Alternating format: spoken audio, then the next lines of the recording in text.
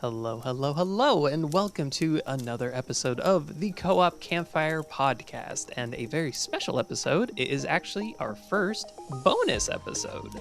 James could not be here this week, so I thought I would just pop on and talk to you guys about Monster Hunter.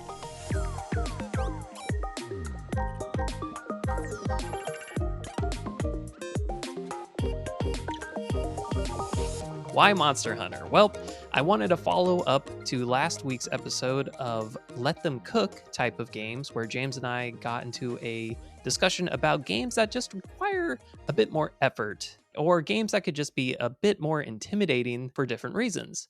One of those examples was a high learning curve, and I thought Monster Hunter fit the bill perfectly here. So why?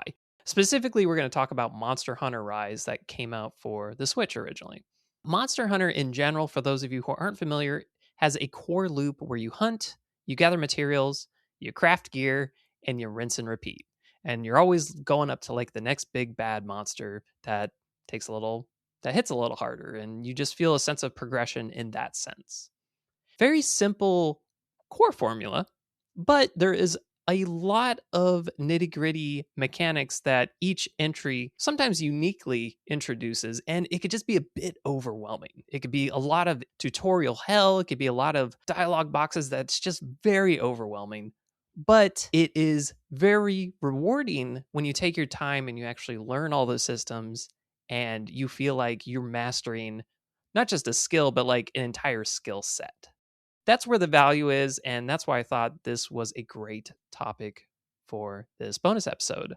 Another reason is because my best friend and we have been playing Monster Hunter Rise very frequently, and he is a new player into the series in itself, and he's actually been having a very good time diving into this kind of seemingly overwhelming experience. So he kindly wrote in some of his thoughts, and I'd like to just share them with you. Regarding just general impressions to start, he says, I'm having fun. Recently hit 4-star missions, and the gameplay continues to be challenging and rewarding. It's interesting to see the weapon tree open up. There are so many options.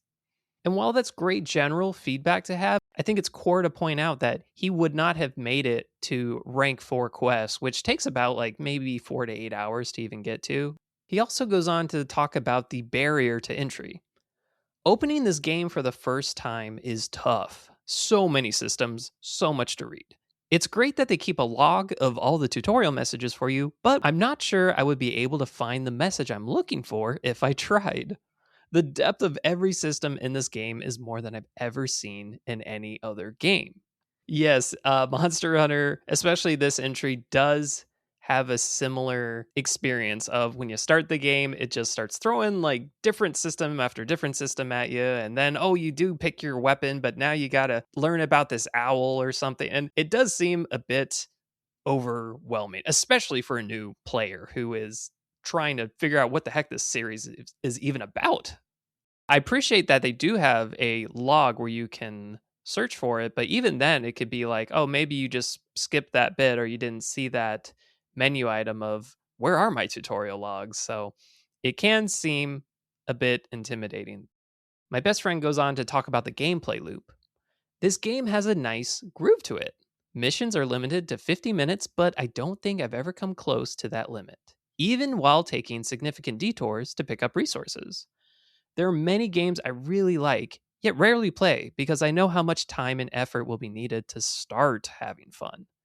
In Monster Hunter Rise, I boot the game up, and within 5 minutes, I am in a mission. It reminds me of what makes roguelikes so compelling. Yeah, the 50 minutes, it does sound intimidating at first. You might start asking, like, why do they give me this much time? Am I going to take 30 minutes to take down a monster?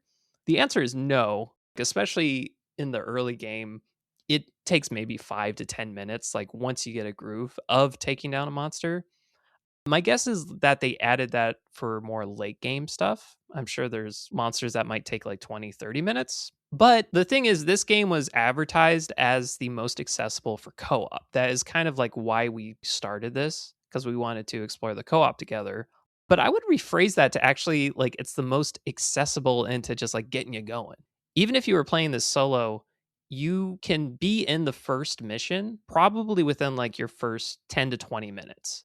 Maybe it'll take 5 to 10 minutes to get into the tutorial mission where you start learning the unique mechanics of the game, like the wire bug, which is like a little zip line thing that you use to zip around. But then, like, soon after, you can start picking missions that actually have you fighting like the list of big monsters. So it's really cool how it does throw a lot at you, but it also just allows you to get going right away.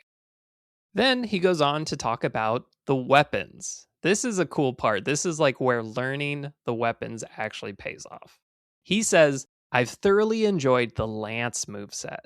Having access to a rock solid shield makes the slow movement speed tolerable. There is a distinct rhythm to using the lance. Poke, poke, poke, step, repeat. And it's fun to get into a groove with it.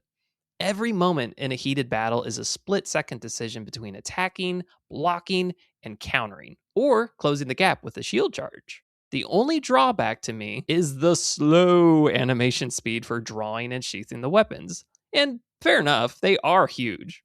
The added options for what I will call the weapon art for the lance are a nice touch. The fun, yet vulnerable joust charge, which can run indefinitely as long as you have stamina in the tank, can be swapped out for a shielded charge with shorter range. But the standard block, which can be held as long as you want, can be swapped for a shorter duration block that opens the opportunity for a devastating counterattack, which breaks part of the monster more often than not. See, this is a good sign, and I will follow up with this is actually my second playthrough of playing Monster Hunter Rise. I am playing the longsword again because that's my style. Just like my best friend likes the lance, he likes kind of being the tanky. I like the longsword for being able to jump in, do a few combos, build up my spirit gauge for the weapon itself, which like levels up the damage and do cool things. And in this playthrough, I learned an entire different move set, it feels like, for it, of sheathing my weapon as part of my attack pattern. So there's a mechanic where you can attack with basic attacks and then you can kind of sheath yourself and you take a few steps back and then you can do a more basic attack, or you could do like this cool counter attack if you time it right where they hit you and it automatically levels up your spirit gauge. Like, it totally opened up an entirely different perspective of me using this weapon. And keep in mind, I spent like 20, 30 hours on my first playthrough just doing the very basic 1, 2, 3, 4 combo, level it up. 1, 2, 3, 4 combo, level it, like rinse and repeat there. So he's getting a perspective of learning his weapon. I'm getting a perspective of being able to master my weapon. And that is a perfect example of feeling the value of taking the time to actually learn the system. The amount of satisfaction I have right now is just through the roof. And I know my best friend is really enjoying like getting to know his lance. It's very exciting. Like just along with the rest of the excitement that he is of just learning the game itself, learning the lance is a good reinforcement for that. And that feeds into the gameplay loop because you are trying to get better weapons. So naturally, you want to learn how to use them better. So, as positive experience as he has had so far, he does have some concerns. While I'm having fun here at rank 4, I see a few looming problems that I hope I can overcome. Right now, I'm just enjoying the back and forth pace of battling, and I'm not particularly interested in grinding out rare resources from boss monsters to fill out my tech tree other than the ones that look cool. I have no idea how to find the resources for about half of the available weapons, which is shocking since I thoroughly kill and carve everything I encounter. I suspect the grind is going to be required as the difficulty ramps up, and if pushed to use particular gear for every new fight, I might start to lose steam. Yeah, to that, I will say, since that directly feeds into the core game loop, that feels like something you would want to learn and learn how to do in a way that is still fun for you. Like, it is part of the game of collecting materials. And so far, we've been able to sort of just bomb through the monsters and take them down pretty quick and just keep progressing with the ranks. But I know there is going to be a time, as he has concerns about, where you have to start grinding a specific monster for it to drop a specific part. And there's only like a 20% chance sometimes of like dropping it. And that could get frustrating where you just spend like 5, 10 minutes fighting something and you don't get it, you know? So that's probably again, something that you would want to look into since it feeds into the main gameplay loop. And also the losing steam, I very much empathize with that. In my first playthrough, I think I encountered that exact same issue, and I got to about like maybe 3 or 4 monsters from the final boss and was like, you know what? I think I'm good with my armor. I like my weapon. Like, let's just try to wrap this up. And luckily, the game is accessible in that sense. It's cool how you can get as good as you want and still beat the game. Like, I felt achieved by I felt like I learned enough. I was able to beat the final boss. I put it down. It was like a good experience. Other players could keep going and they can learn every little system and they could feel achievement in that sense. But you're still learning something and you're feeling value from it at the end of the day. Like, that is, again, the main value takeaway from this game. So it's just cool to me as a side note that like it's accessible in a way where you can learn as much as you want. So that's all my buddy had to say. Thank you again for writing in, man. I appreciate it, and I am looking forward to playing more with you. And to end on a summary of this, Monster Hunter is a staple game of tutorial hell. It gives you a lot of prompts when you start that feed into the main system, but they could be different every time. And it seems like, oh, if I don't learn this, it's gonna bite me in the butt later. Like, it could be intimidating. But just some practical advice here.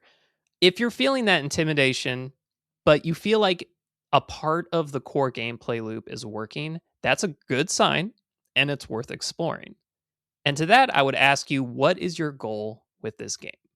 Do you want to just get going and start slaying monsters? Do you want to have a understanding of the basics and then go off with that?